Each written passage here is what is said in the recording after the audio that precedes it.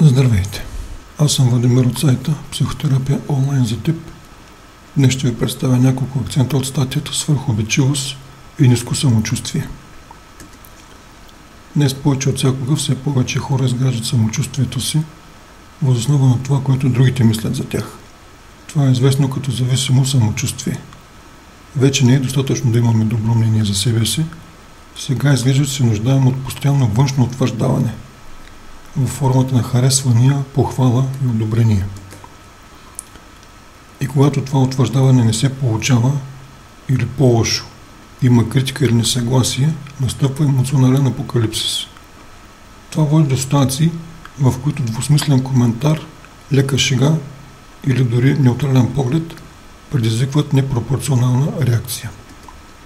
Проучване, проведено в Вашингтонския университет, разкрива, че хората с ниско самочувствие са склонни да изпитват негативните емоции по-силно.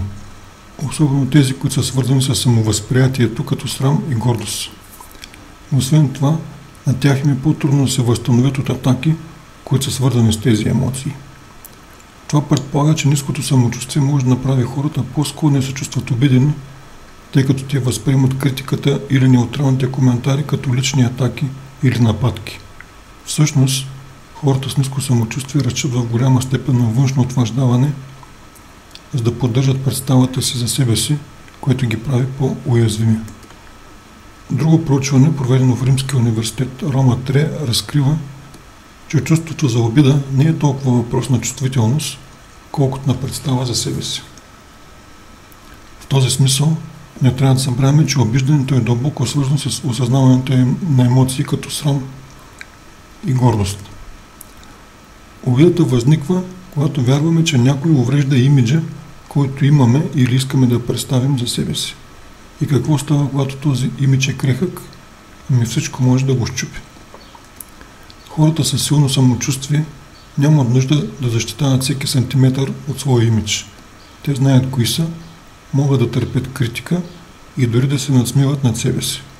Но когато вътрешно човек не се чувства толкова сигурен, всичко, което поставя под въпрос неговия имидж, се превръща в обиждаща нападка, която генерира отбранителна реакция.